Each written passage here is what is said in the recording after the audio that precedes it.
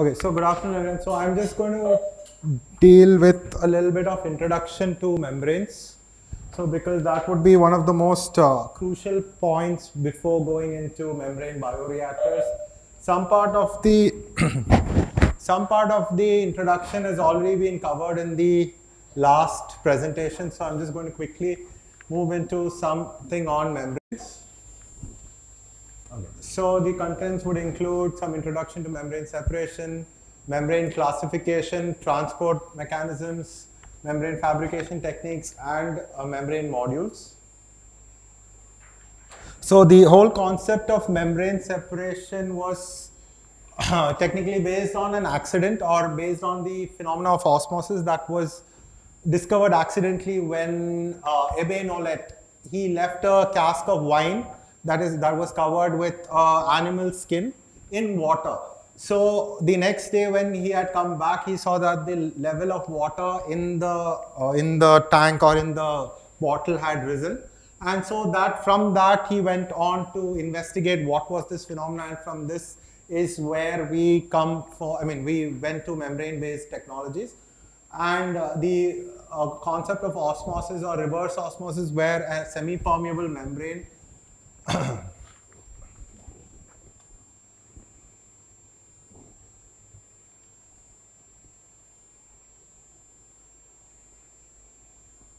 Yes, so where you see a semi-permeable membrane that separates the pure solvent and the solution, and due to the osmotic pressure. So the osmotic pressure is a colligative property depending on the number of ions that are dissolved. So based on that, you have an osmotic pressure gradient, and because of that, that forces water to flow from one side to the other, or from the pure solvent side to the solution side, till an equilibrium is attained. So if we take the inverse or reverse of this, or we apply a pressure at the solution side greater than the osmotic pressure, or this what you see here, the osmotic pressure difference, if you apply a pressure greater than the osmotic pressure, maybe 2 times higher than the osmotic pressure, by using a semi-permeable membrane, you are able to recover water. So the question was posed even in the last class, what a membrane is. So the IUPAC has a definition for membrane: a structure having some lateral dimensions much greater than its thickness, through which mass transfer may occur by a variety of driving forces.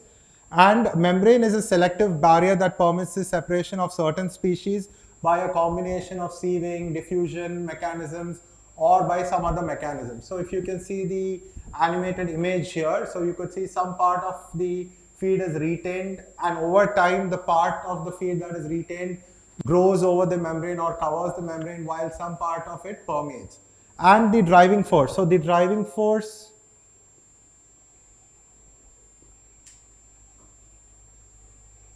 so you have a variety of driving forces. So the driving forces can be a change in concentration difference, where in applications like dialysis, it can be pressure-driven processes where most of bioseparations occur, where that too at the low end of the pressure-driven process, you have microfiltration or ultrafiltration. You can have a temperature-driven process like membrane distillation, or you can have an electric field-driven process, or by the application of electric field like electrodialysis. So you can have a variety of driving forces.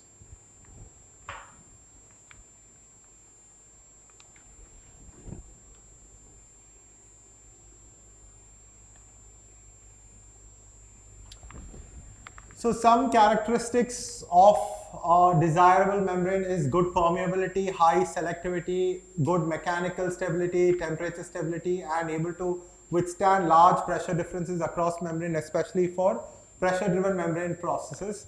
The image that is shown here is the your molecular weight cutoff. So if you have a sharp molecular weight cutoff, the better the membrane is, because it has a particular cutoff where, or the 90% lowest molecular weight solute that can be retained 90% by the membrane would be a sharp point. So on the x-axis, it's the solute molecular weight in kilodaltons, and on the y-axis you have the retention.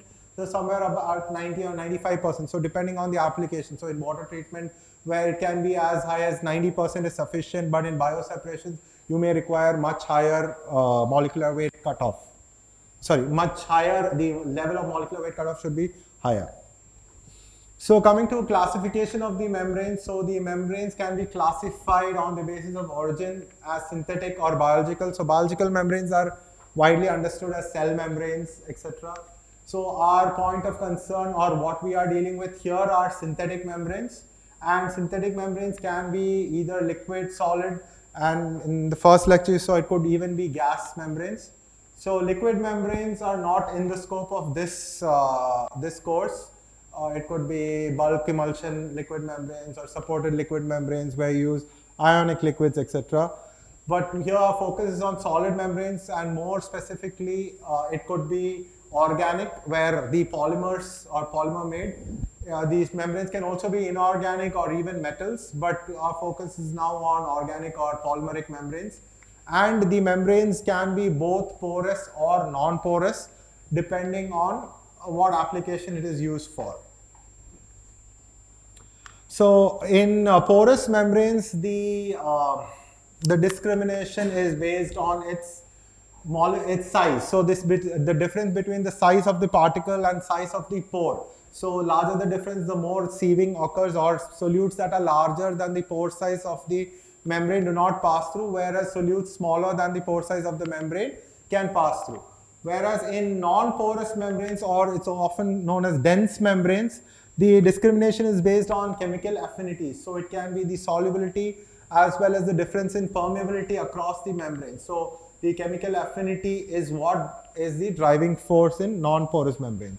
So this follows something known as the solution diffusion model, whereas the porous membranes follow something known as the size exclusion principle. So in the solution diffusion model, you have the sorption of components out of the feed mixture and solution into the membrane material, transport through the membrane, and desorption on the other side of the membrane, where the membrane itself is non-porous.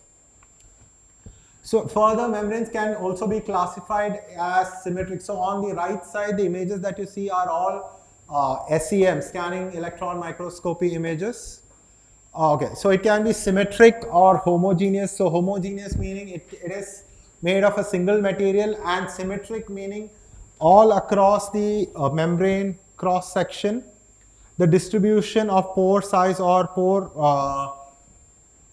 the distribution of pore size or porosities is the same all across the cross section of your membrane. And homogeneous meaning it is made of a single material. So it can be asymmetric membrane. So asymmetric, in the second figure, if you can see, the pore densities are higher at the bottom, and the pore densities are lower at the top. So it can either be homogeneous or heterogeneous. Again, homogeneous means made of a single material or a single polymer, and heterogeneous means made of more than one polymer or polymer and a non-polymer material. So the asymmetric can be either skin type or graded density type. So there is a gradient in the pore size distribution or in the pore distribution from the top to the bottom of the membrane. And last type is your composite membrane. So those are heterogeneous in nature. It is made by different materials. So usually you have a base membrane on top of which a second membrane is, a second layer is either assembled or it is fabricated in situ, like interfacial polymerization or coating made for rubbery polymers, etc. So these are representation of, you have porous cylindrical membrane. So porous, so the first row talks about all your symmetric membranes. It can be porous cylindrical, porous having a web of sponge structure, or it can be non-porous where the pore distribution or pore density distribution throughout the cross section of the membrane is uniform. The second row talks about asymmetric membranes where you have integrally skinned or integrally skinned porous or non-porous skinned membranes. And the third type is your asymmetric or your thin film composite membranes. Coming to transport mechanism, so I'm not going in much detail in the transport mechanism, but just the gist of the transport mechanism. So there are based on two mechanisms generally, or rather three right now, but two main mechanisms. So one is your pore flow or sieving model, which is used or which is seen when you have a porous membrane. So here what you see on purple are your membranes, and this is your pore. So solutes that are smaller, that are of size smaller than the pore size of your membrane pore diameter passes through the membrane, whereas solutes that are of larger pore size do not pass through. So this is your sieving. So it basically acts as a sieve. Same like any mechanical sieving operation, this acts as a sieve where particles are retained selectively based on the size. And the second model is your or mechanism is the solution diffusion model. So here when you see the membrane has no visible pore. So the transport occurs through the interstitial voids or spaces between polymer chains, polymer matrix, etc. And the driving force here is the chemical affinity of your solute to the membrane. So basically the membrane dissolves one solute or a part of the solution or part of the feed solution and behaves like a solution where it preferentially transports it across the permeability gradient and it gets desorbed on the other side of the membrane. So these are the two main permeation mechanism models. One is for a porous membrane and one is for a non-porous membrane.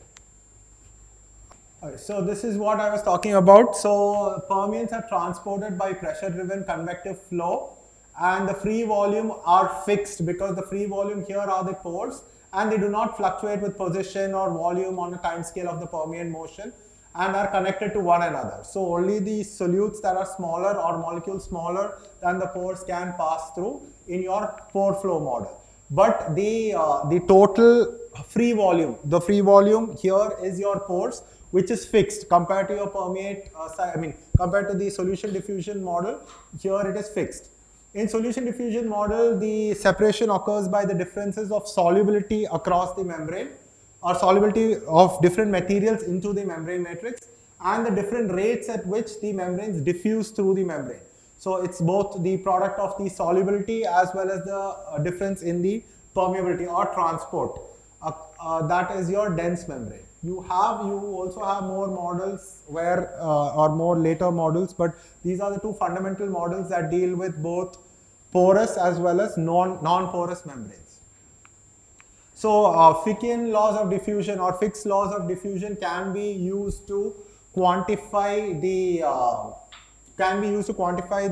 number of molar species that are transported across the membrane, either by effective diffusivity, where in porous membranes you talk about effective diffusivities, where you take into account both Knudsen diffusion, etc. Or in non-porous membranes, where you take into account the ratio of solubilities or your partition coefficients between your feed and the membrane. So based on the partition coefficient.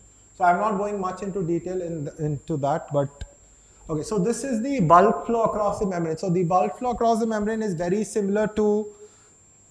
Okay, so anyone from chemical engineering? Yes. So you all have done your mechanical operations lab where you have a plate and frame filter or you have your leaf filter, right? So this is something very similar to that, where this is your membrane or where it's called a filter, and so this is your filter medium or this is your membrane, and over time the solutes that do not pass through the membrane or the solutes that cannot or are retained by the membrane builds up and it forms a filter cake like layer. And so your flux of the membrane, so on the first is your flux. Your flux is your volume per time by the area of your membrane, which is directly proportional to the driving force, that is the pressure, inversely proportional to the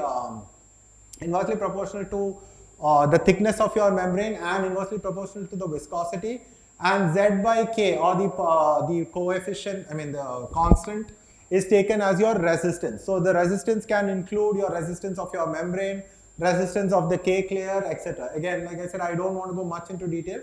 Resistance of the membrane is relatively fixed and can be found out easily by doing a permeability experiment. By plotting a graph of flux versus pressure for a membrane, you can find the resistance of your membrane, which is fixed. And the resistance due to the filter cake, or it depends on the solution or the feed solution that you take, the concentration and various other factors. Fine. So this is basically the Darcy's law, where the Darcy's law that was used to predict the transport across filters have now been extended to membrane-based separations or bulk flow across the membranes. Membranes can be operated in two modes. So DEF stands for dead end filtration and TFF stands for tangential flow filtration. So as you can see in the first figure on the top, so the dead end filtration is the feed or the pressure on the feed. The feed is applied perpendicular to the membrane and the permeate passes through the membrane. And over time, you can see the solutes that are retained by the membrane shown in black color builds up over the membrane. And so here if you have for your dead end filtration, you have your flux versus time. So the flux decreases over time. What could be the reason of a flux decrease over time? Fouling. So the building up of this cake layer or the so-called fouling is why it decreases, and so you can see your cake thickness also increases rapidly. Now when it is in tangential flow mode where the feed flows tangentially or parallel to the membrane surface, so many of the foulings that build up are taken away by the feed stream itself. So as a result, your flux, there is a decline because inevitable, or membrane fouling or cake layer formation is inevitable, but then it steadies out over time because more foulings are not allowed or do not build up because of the feed that takes away the foulings. So you can see the cake layer thickness also increases and then is stable for the rest of the duration. So tangential flow filtrations are most preferred in large scale operations where you have continuous flow process and continuously a product or water has to be recovered. Dead end filtration are used for very smaller experiments where your product of interest or the whole volume that has to be treated is very small and you can't run it in a continuous flow or in a tangential flow mode. So you generally for any operation, so you use a combined operations where you have both a constant pressure driven process as well as a constant. So the two ways of operating any membrane are either at a constant flux or at a constant pressure. So constant flux is not very viable to operate, or rather it can be used for very dilute solutions because you can always maintain a constant flux and you can keep on, over time when your cake layer gets formed, your pressure requirement to produce the constant flux increases. So it is not very viable. So initial part of the operation generally goes for a constant flux operation up to a limiting pressure drop, because beyond that you have to increase the applied pressure or the hydraulic pressure such that the flux remains constant. So then it becomes non-viable either because of the constraints of economics or due to the module cannot handle that much pressure, etc. And the second stage is your constant pressure operation, and when operated at constant pressure, over time you observe a loss of flux due to membrane fouling or the cake layer being built on the membrane surface. Okay, so coming to membrane fabrication techniques, so there are different fabrication methods that we want to see. So I'm going to cover a few of the methods like sintering, stretching, track etching, phase inversion.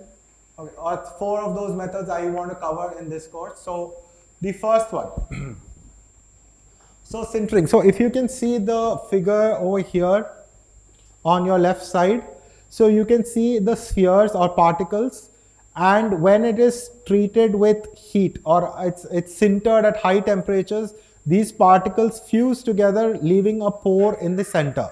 So on the right side is an SEM image of silver. So this is a silver membrane where you can see the grains or the particle size, the particle boundaries can be seen on the image in the left. And when it is sintered at high temperatures on the image on the right, you don't see any visible particles, but you see them all fused together and you can see a porous structure. So this is sintering. So this is by compressing a powder of particles of a given size and sintering them at high temperature. So applying high pressure and high temperature to powders. So this can be used, though it predominantly used for inorganic or metal membranes, it can also be used for polymeric membranes that cannot be processed with any other kind of methods, so with outstanding chemical or thermal stability.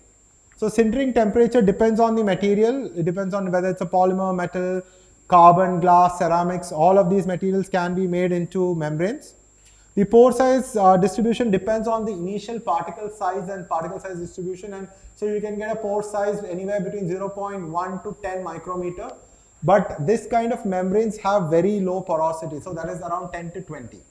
So again, I just go to the image on the bottom, the SEM image. So these are the, if on the left, it's before the sintering process, where you can see the particle, the grains of individual particles, or the grains of individual particles. And on the right, where you can see that they are all fused together with pores, and you don't see the individual particle grains. So this is sintering. So this is one of the methods by which membranes can be fabricated. The second one is stretching. So these are mainly for thermoplastic polymers. So once your thermoplastic polymers are extruded, so these are hot or screw type hot extrusion, where the polymer pellets are melted and using a screw, like it is driven out into a die. So it can be made into a die, and it can come out as sheets. So once it comes out as sheets, so these are for thermoplastic polymers like PP, polypropylene, or PTFE, or like Teflon. Once they come out as sheets, you are able to stretch the film. So once the films are stretched, you get so you get these ruptures on the membranes. So this is a SEM image of a PTFE membrane. A PTFE membrane that is stretched. So after extrusion, the membrane is stretched, and stretching these membrane makes these channels, or makes these micro channels, or make the pores. So stretching the extruded film perpendicular to the extrusion and crystallite orientation, and by semi-crystalline polymers like PT, polyethylene, polypropylene are used. Pore sizes of 0.1 to 3 micrometers can be obtained, and the porosity here by this method is very high. So you have very high porosities, up to 90% porosities can be attained. Then next method of making membranes is track etching. So if you can see on the image here, so this is a track etched, so 0.4 micrometer polycarbonate track etched membrane. So these are, if you can see the pores or the pore size, they are different from the previous images, where you have very uniform pores or pore openings. So this is, okay. So this is made by, a polymer film is irradiated with a high intensity light source, and this damages, or this causes ruptures in the polymer chain. Then this, the polymer film that has these spots that have been irradiated with high intensity light, which are already weak, are sent to a etching bath. It can be a strong acid or a strong alkaline etching bath, depending on the polymer. And this removes away a part of the polymer that has already been damaged by the radiation, and you are left with a pore. So you can see at the initial time t is equal to t0, when the radiation source, so you get a dotted line, or you get ruptures, or you get the polymer bonds being cleaved. And once it's taken in an acid bath, you see the you can see the pores fully developing. So by the time it leaves, you find a membrane with capillary pores. So these are thin membranes for up to 20 micrometer, exposed to a high energy beam of radiation to break the chemical bonds in the polymer.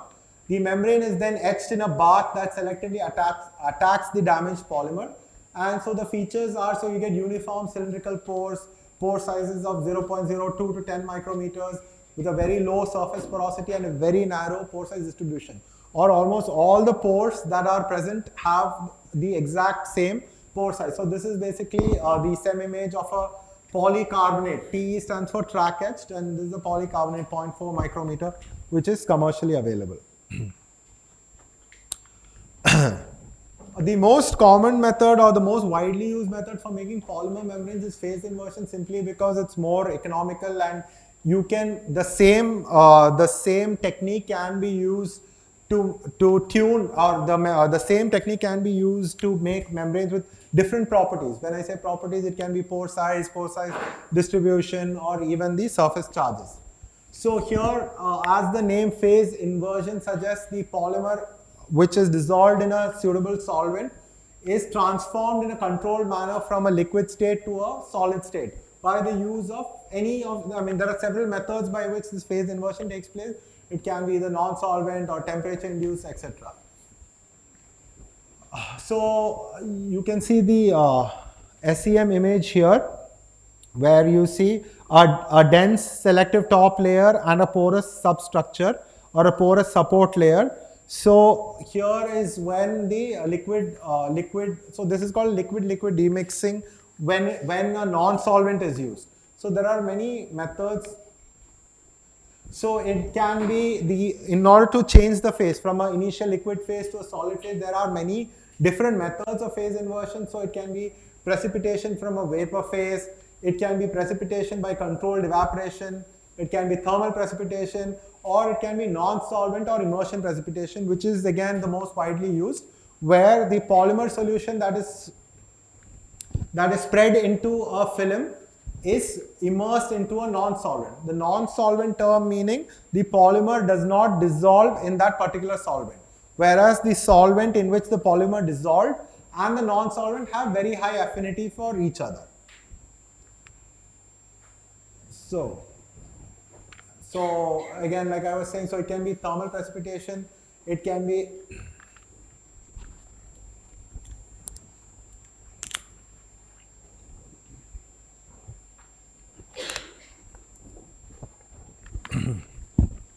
it can be air casting, it can be precipitation using a vapor, or it can be immersion precipitation, and again immersion precipitation is more widely used.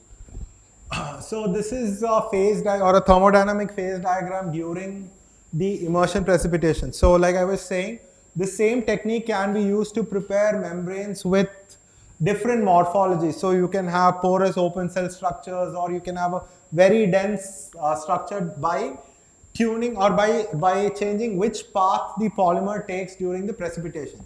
So all of you are familiar with phase diagrams? Yes? Okay. So what about for solid material phase diagrams, nickel, copper phase diagrams, material science? No? Okay. So I'll just briefly talk about this. So a phase diagram is basically, this is a thermodynamic diagram where, okay, on the 3 points or on the 3 vertices of the triangle, you have the polymer, solvent and non-solvent. So the polymer in a solvent at a particular concentration is your point A. So basically a dope solution that you have chosen to prepare your membrane. So that is a particular concentration of a polymer in solvent forms your polymer solution. So the polymer solution from the point A, once it reaches or it travels to the point D, is where the complete solidification and the membrane. So point A is in the liquid phase.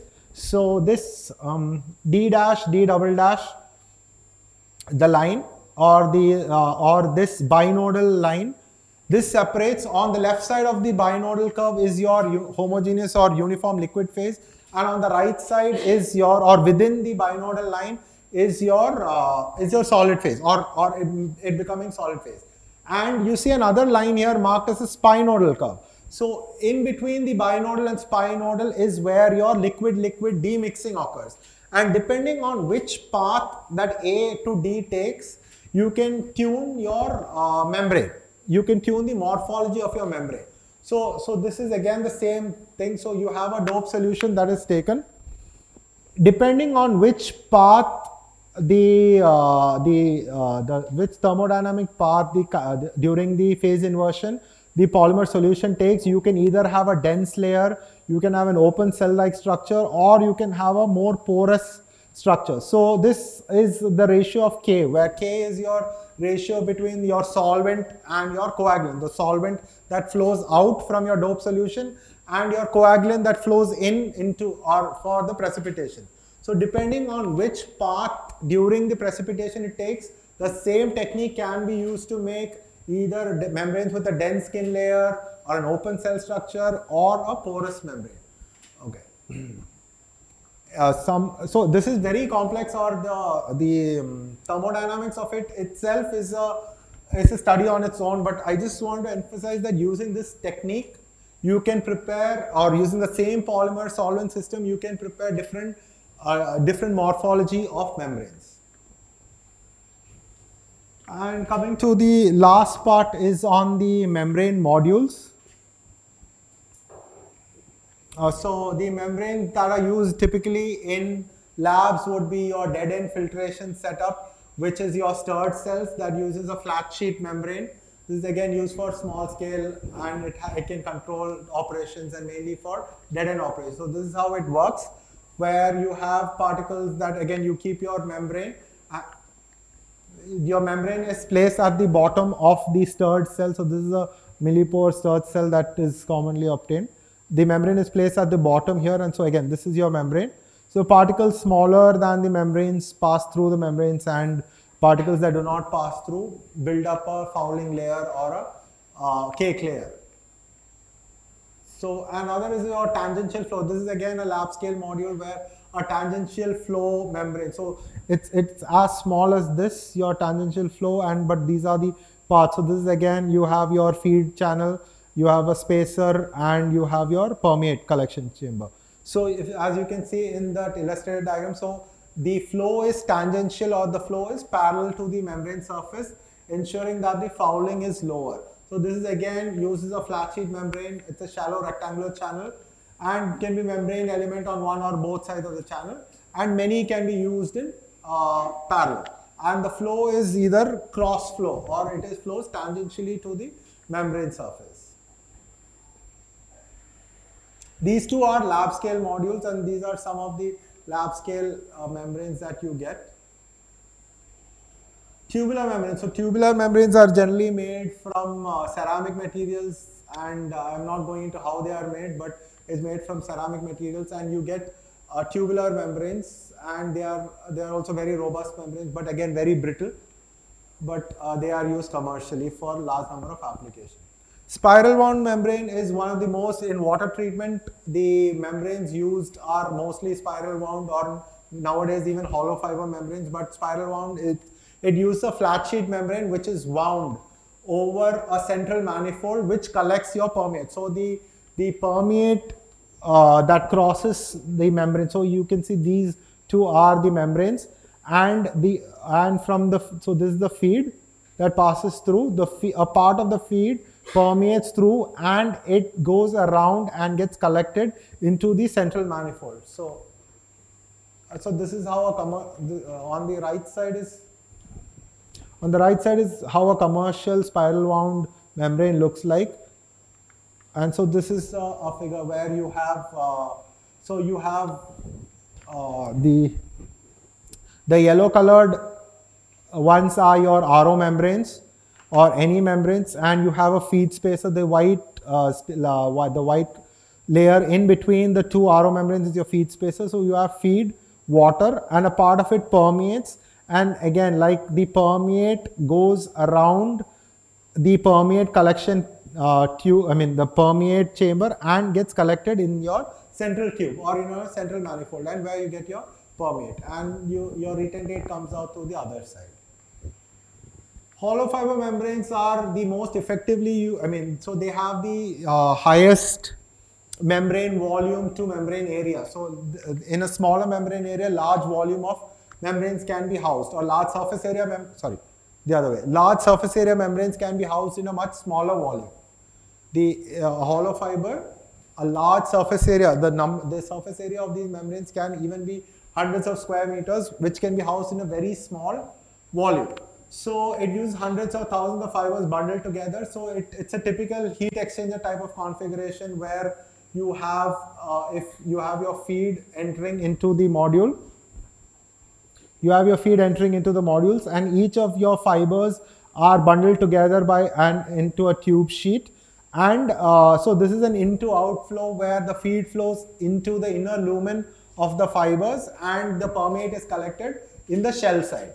So once the permeate is collected in the shell side, it's removed here and your retentate comes through the other side of the tube bundle, and it is collected here. So these, so you have a lot of, so this basically is used like, I mean, looks like a shell and tube heat exchanger, and it practically works in both ways. So you can have the feed here in the lumen side, as well as you can have your feed this way into the shell side. So it can be both from the shell and the permeate is collected in the lumen side, or the feed can be in the lumen and the permeate collected in the shell side, depending on the application, the TDS it has, etc.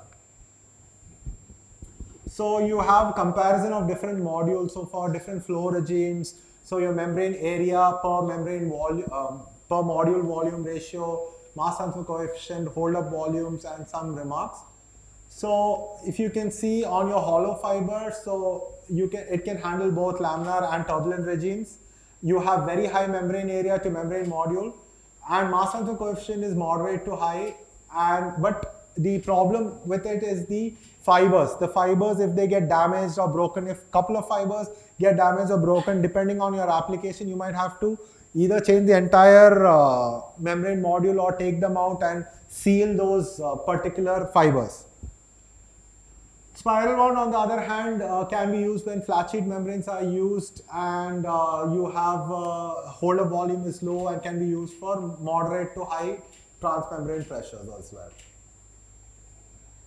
The membrane materials generally used, so here we are talking about polymeric membranes. So the polymers generally used for membrane making are polysulfone, polyether sulfone, cellulose acetate or regenerated cellulose acetate, polyamides, PVDF for polyacrylonitrile.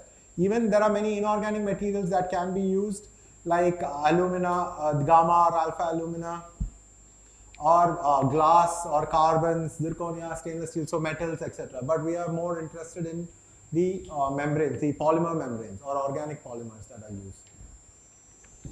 Okay, so for any membrane or for any process to be thermodynamically feasible, or any process or any system tends to move to a higher order of entropy or to disorder. So in order to separate or in order to get more order, the entropy level has to come down. That means some work has to be done. So the work greater than the delta G or the Gibbs free energy has to be done in order for you to separate solution. A solution that has both A and B, which is in already a higher order of at a higher entropy level, in order to make them, or in order to bring it down to a lower entropy or separate the A's and B's, you have to do a work. So the work done is your driving force for your membrane separation, and there are many driving forces for transport. So based on the driving forces, the membrane process can be classified. So you can have, if it's pressure driven or pressure is the gradient driving force, you can have reverse osmosis, ultrafiltration, microfiltration, nanofiltration, even gas permeation or pervaporation. You can have concentration gradient being the driving force, where dialysis is the most widely used example, even other supported liquid membranes, etc. It can be electric potential can be the driving force of separation, where electrodialysis, membrane electrolysis, electrosorption, electrofiltration are used. Temperature gradient, where you have membrane distillation or thermal driven osmosis. And it's not necessary that there can be only one driving force, there can be a combination of driving forces. It can be the pressure driven with electrical gradient, which is an electro-osmofiltration. You can have gas separation that has both pressure driven as well as concentration gradient. So they are driving forces. So we are just going to focus on some of the pressure driven membrane processes. The first one is microfiltration. So microfiltration is a low pressure, even works under gravity. So it's a low pressure membrane process for separating colloids and suspended particles. So if you can see the animated the figure here. So if you have a mixture of fats, proteins and water, so fats being of much larger molecular weights than proteins, it can be removed. And the filtration size is of the filtration range is of the order of 0.05 to 10 microns. And microfiltration is used in particularly for bioseparation or in bioprocess engineering like fermentation, broth clarification, biomass clarification, and recovery. The next one is an ultrafiltration where the pore sizes are smaller than the microfiltration membrane. So as a result, the applied pressure is higher. So here you can see in the previous case, the proteins could not be removed by microfiltration, but in ultrafiltration membranes can remove proteins, but are not able to remove low molecular weight sugars or water. Okay, so coming back to, so what is the size of water molecule? What is the size of water molecule?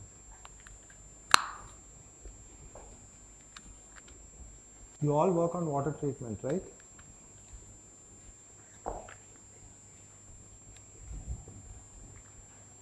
Anyone? Radhika?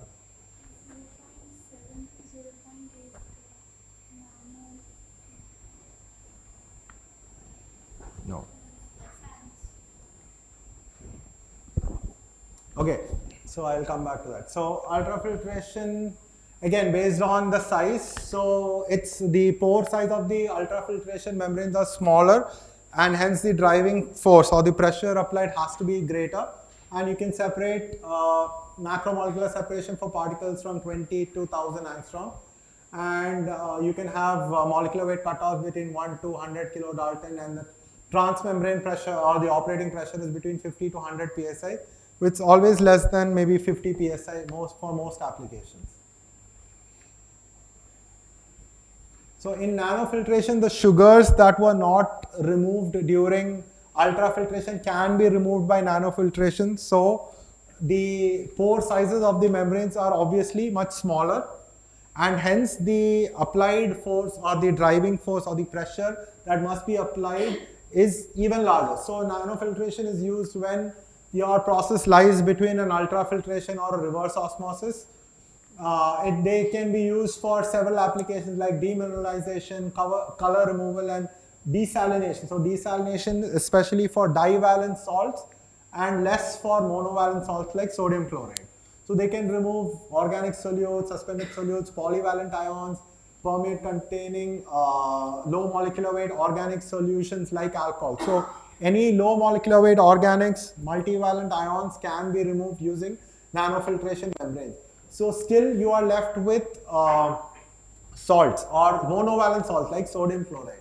So reverse osmosis is the only way to remove or maximum amount of salt or the salt from water, and you are left with pure water which passes through your reverse osmosis membrane. So before I go into this, so why can we not use the reverse osmosis membrane directly? Why do we need to do an ultrafiltration or a microfiltration before we go for a reverse osmosis? Because it can remove even salt. So why do we go for other pressure-driven separations? For drinking, it is not recommendable because we need minerals in water. We need minerals also in water. So for drinking, what do we use? So that depends on where your feed source is. If it is seawater, can we use ultrafiltration? Yes, that is the only answer for that, because when you directly use an RO membrane, all your solutes, all your suspended solids, dissolved solids, all go and clog your membrane, and you'll have to throw away your membrane. So you have to have pre-treatment steps before you reach your reverse osmosis, but reverse osmosis can remove even salt from water. The normal operating pressures are 200 to 300 psi and maybe 600 psi. But nowadays everyone tries to go for a low pressure driven reverse osmosis membranes. Okay, so now this is your size chart. So this is a typical one that you see in most of your separation books, where you see starch, which is of 10 micrometers, is removed by conventional filtration. Bacteria of most sorts can be removed by microfiltration. Viruses you have which are smaller than that. Then you have hemoglobin, sucrose, which is 10 angstrom, sodium ions, hydrated radii around 3.7 angstrom, and water. So water is 1.8 to be exact. the size of water. So as a result, water always passes through your membrane, whereas your solutes, depending on what your contaminants, what contaminants are present in your water, can be removed by microfiltration, ultrafiltration, nanofiltration, or reverse osmosis. So this is a membrane technology comparison chart. I think it's too small to read, but then fine. And the last part is your selectivity versus permeability trade-off. So you can have, I'll take a couple of moments. Yeah. Okay. So can you see this graph? You have your selectivity versus permeability. So what do you mean by selectivity? What is, in membrane terms, what is selectivity? Or in any terms, what is selectivity?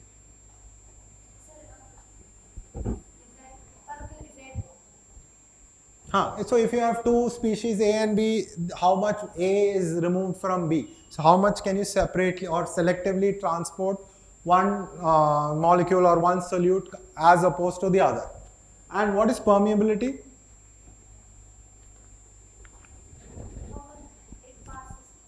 So permeability is for the aqueous phase or for water, where how much water passes through. And so you have permeability in terms of volume per area per time, and maybe even per applied pressure. So when you say permeability, etc. Fine. So you can have membranes, you can see 1, 2, 3 marked, right? So you can have membranes with very high selectivity but very low permeability, which is acceptable because in separations where you require very high selectivity but the volume is very less, or you can afford to wait to collect some amount of volume, one is okay. You can also have membranes 3 that have very low selectivity but very high permeability, but this is technically not okay. So you can have 1 or 3, both of which are not acceptable, because you can't, though you have very high selectivity, the permeability is extremely low, though it's suitable for some particular applications. Or you can have very high permeability but very low selectivity, but that is not a good membrane. So somewhere when designing membranes, especially the newer type of mixed matrix membranes, you should try for both, where you increase both selectivity and permeability by tuning or tailoring the membrane. So as a result, you get an increase in both selectivity as well as permeability. But this is a trade-off. So trade-off meaning you can improve one at the expense of the other. You can improve the permeability at the expense of selectivity, or you could improve the selectivity at the expense of permeability. But to overcome both, both of them have to be improved simultaneously. So that is the big challenge, or that is where the research is. And the last part is the fouling. So fouling can be of many types on the membrane. So it can be, the image A looks at complete pore blocking. You can have internal pore blocking where the particles are deposited inside the membrane pore. You can have partial pore blocking, or you can lead to it leads to a cake layer formation or a cake layer filtration. So you can find which is the which of these fouling is more prominent in your particular type of filtration by fitting it to this curve. So whichever R square it lies closer to, so you can closer to 1, you can assume that could be your more, that type of pore blocking is more evident in your filtration. So there are various ways to reduce membrane fouling, like pulsing the feed, periodic backwashing, increasing shear by rotating membranes or vibrating membranes, which are, all of these are not very feasible, but except for the backwashing. So backwashing is at specific intervals of time, the permeate flows in the reverse direction, or the water is made to flow from the permeate side to the feed side, thereby anything that has blocked the membrane, any particles that are blocked the membranes can be dislodged, and you can regain your permeability. And obviously membrane modifications. So membrane modifications are the new areas of interest where you develop membranes with enhanced anti-fouling properties. So this is on the right side, you get your on the graph of flux versus time.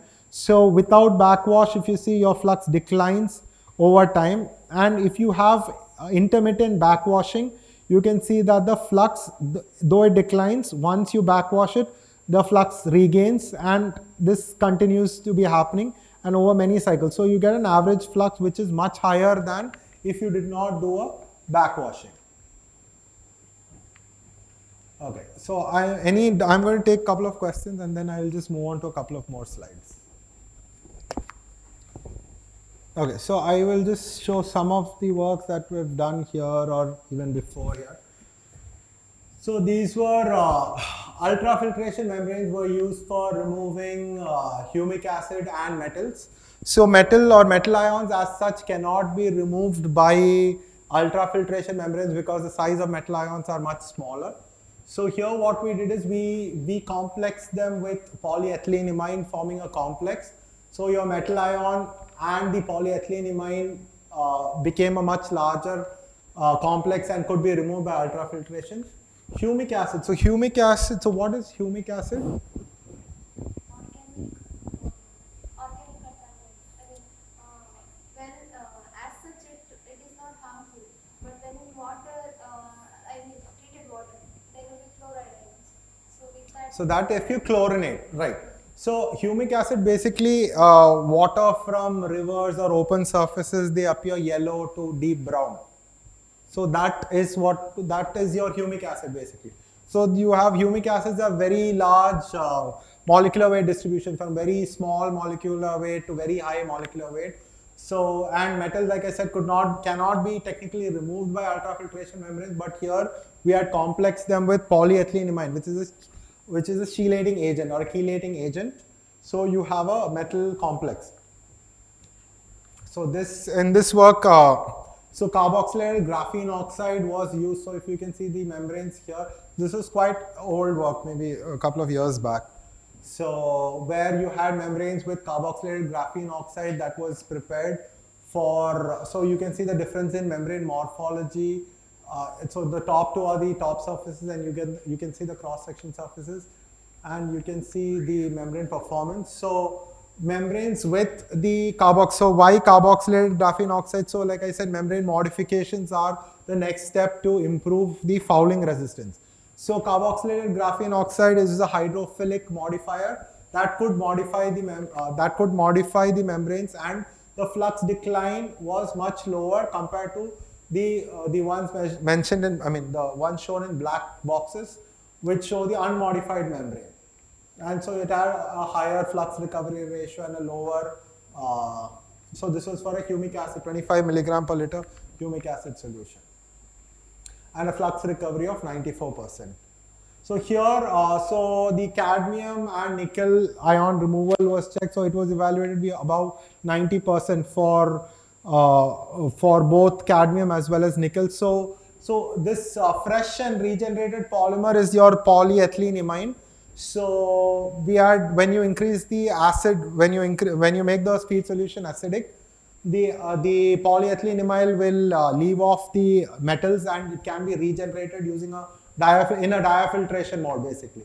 And once it's regenerated, it can be recomplexated with the metal ions and can be run. So you almost all the efficiency was maintained for both fresh and for the regenerated polymers. And humic acid removal was anywhere only between 75 to 77% as expected from an ultrafiltration membrane.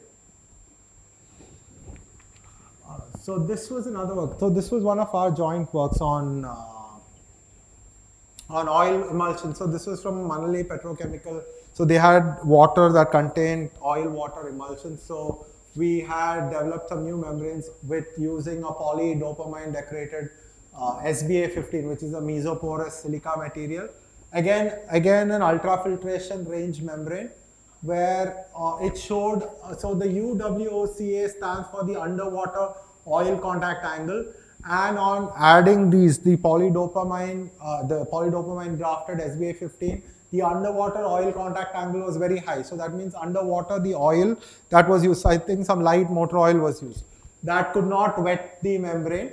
And the water contact angle shown in the images, you can see the water contact angle was low. So that means the membrane hydrophilicity was extremely high in this method. So this was a photograph of the feed and the permeate, and so these are and the distribution. So this was the flux and the oil selectivity.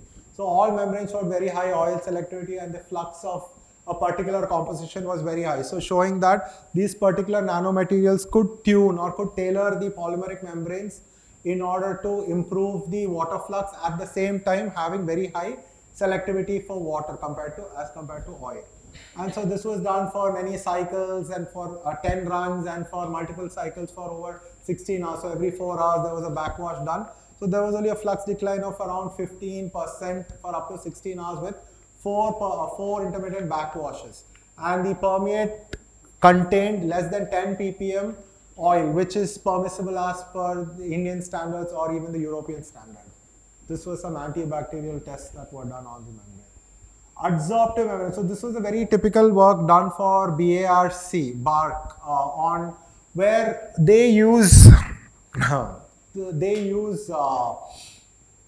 so they have oxidants that or free radicals that cause damage to their system. So they use some nitrogen containing compounds in order to capture them.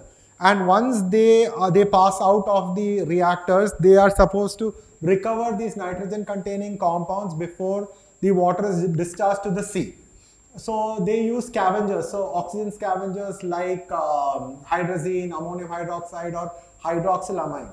And in order to remove these nitrogen containing compounds, they always used to use a strong acid cation exchange resin. So instead of that, we tried it with membranes. So this was again a batch mode where we had membrane sulfonated polysulfone based membranes which could do the same job as a strong acid cation exchange resin. So the red color shows the strong acid cation exchange resin, and SPSF is the sulfonated polysulfone. It had better pickup of the both of all type of the scavengers, even in presence of competing ions like iron or copper, and which were identified by an ion chromatograph. And some electrospun membranes for photocatalytic degradation was also done, where a photocatalyst was loaded into the membrane and was done in a batch mode reactor. Some of the newer works we were doing here was on nanofiltration, where we try to develop thin film nanocomposite membranes, where the nanocomposite meaning it has some nanomaterials in the top active layer. So the thin film meaning the top layer has a polyamide layer that is different from its or the support membrane.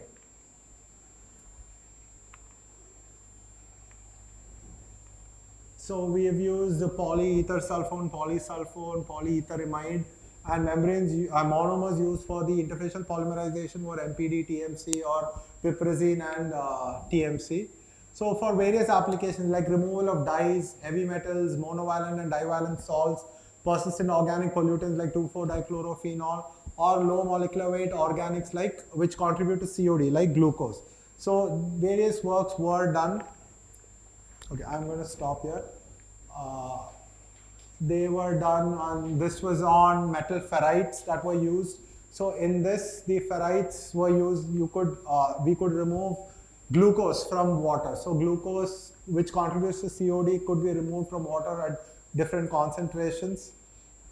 And here we used two-dimensional layered double hydroxides, where the layered double hydroxide has both a photocatalytic property as well as an anti-fouling property. So, and this was a zinc aluminum layered double hydroxides.